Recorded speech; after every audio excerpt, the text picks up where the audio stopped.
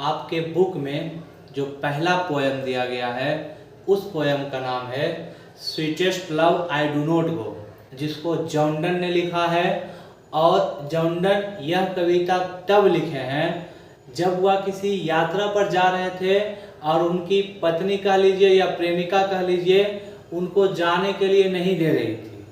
तो John Donne उसको समझाते हुए, उनकी पत्नी या प्रेमिका का नाम है अनमोल, कविता माला की चर्चा नहीं किया गया कहीं, तो उसी को समझाते हुए जितना बात बोले हैं उसी को कविता में ढाला गया है।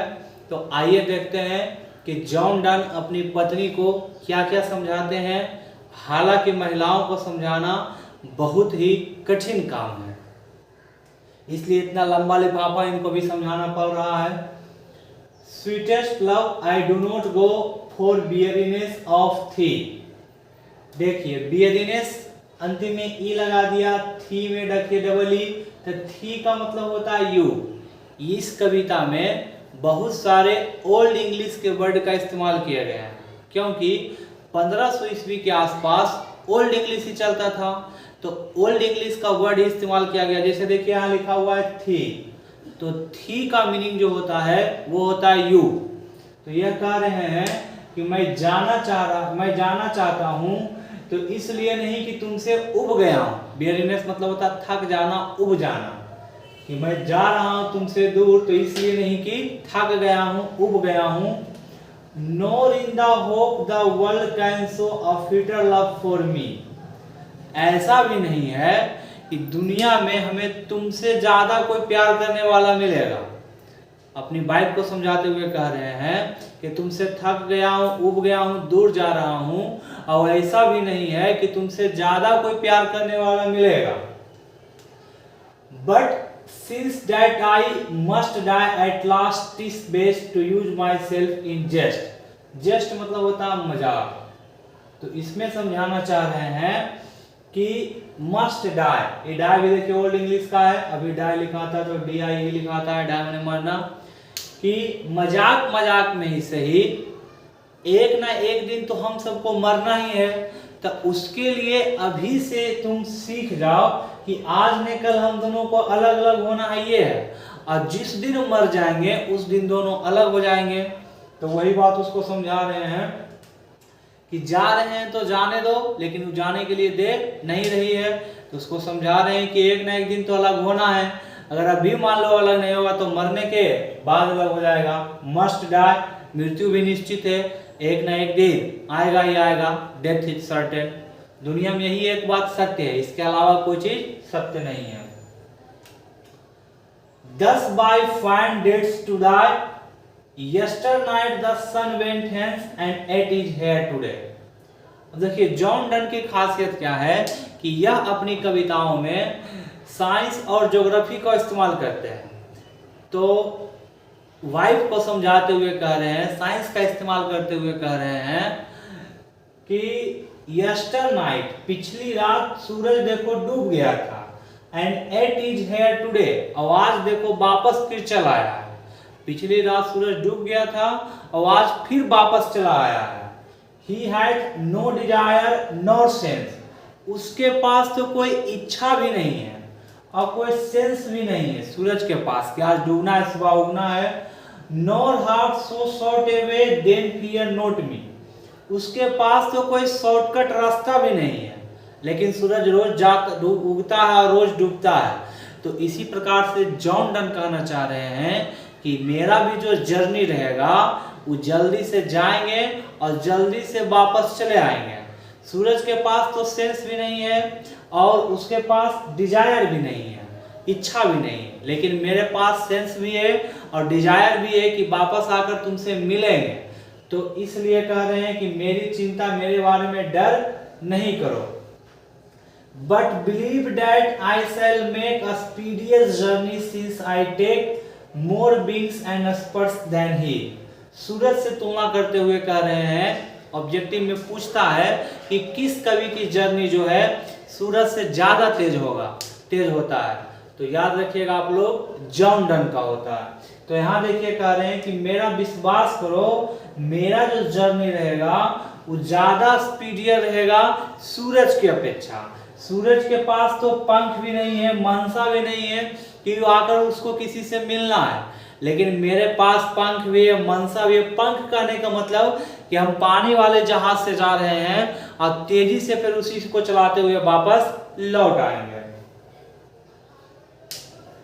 बहुत कठिन है किसी भी लड़की को समझाना। ऊपर देखिए मिट गया होगा, दिख नहीं रहा होगा। O how feeble is man's power. How feeble मतलब होता है कमजोर, FWBL, फीबल माने वीक या कमजोर, कि मनुष्य की शक्ति एकदम कमजोर होती है, एकदम वीक होती है। That if good Fortune fall can not add another our, यानी कि जब मनुष्य का अच्छा समय बीत जाता है तो मनुष्य चाहकर भी अपने जीवन में 1 घंटे को, 2 घंटे को या जितना भी मर्जी हो सके ऐड नहीं कर सकता है। किसी व्यक्ति का अगर अच्छा समय चल रहा है और सोचेगा कि अच्छा समय मेरा चलता रहे, तो ऐसा होने वाला नहीं है।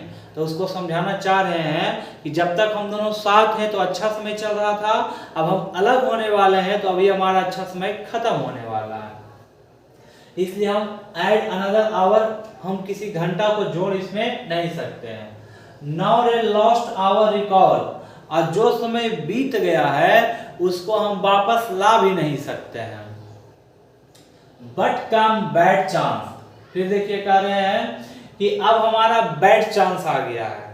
वैसे भी व्यक्ति के पास जब बुरा समय चलता है तो दिन काटना काफी कठिन हो जाता है। जैसे देखिए स्वस्थ रहिएगा तो 10 दिन कैसे बीत जाएगा आपको पता नहीं चलेगा, लेकिन 10 दिन अगर आप हॉस्पिटल में भर्ती रहिए तब वो दिन काटना काफी कठिन होता है, काफी लंबा चलता है। इसलिए दुख के समय में बिताया गया समय काफी लंबा अनुभव होता है, कभी गौर कीजिएगा।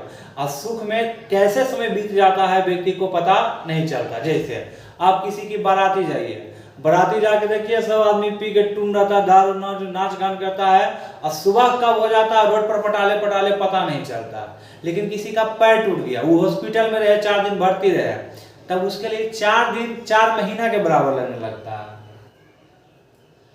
And we join to it our strength and we teach it art and learn itself or us to advance।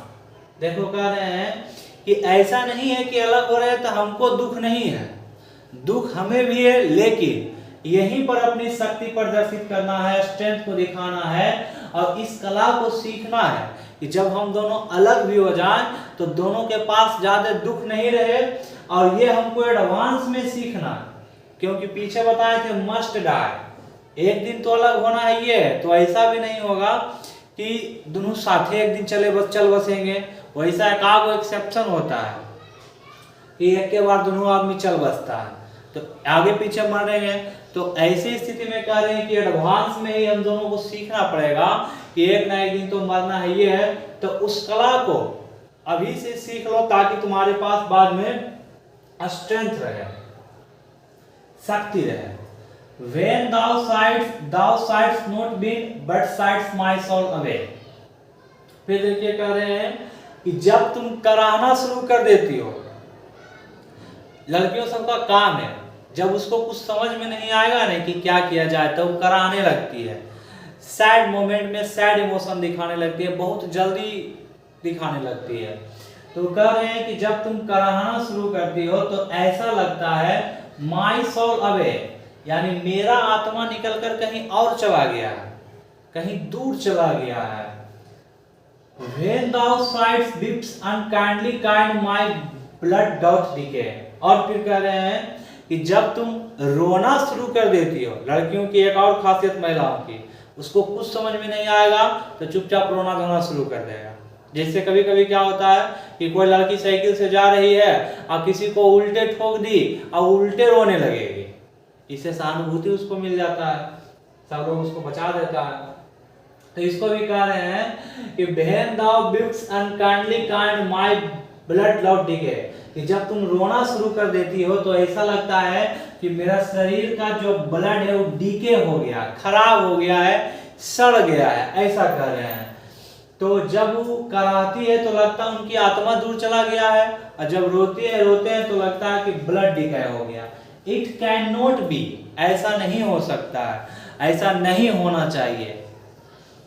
that thou loved me as thou sayest, if in thine my life thou best, thou art the best of me। फिर देखिए कह रहे हैं कि जितना प्यार तुम हमसे करती है उतना ही प्यार हम भी तुमसे करते हैं। ऐसा नहीं है कि हम तुमसे उतना प्यार नहीं करते हैं, लेकिन इस प्रक्रिया को तुम अगर जारी रखेगा, कराहना जसाई जारी रखेगा, बिप जारी रखेगा, कराना रोना जारी रखेगा, तो मेरा लाइफ जो है बेस्ट हो जाएगा, बर्बाद हो जाएगा। और इस आर्ट को हम सबको अच्छी तरीके से सीखना है।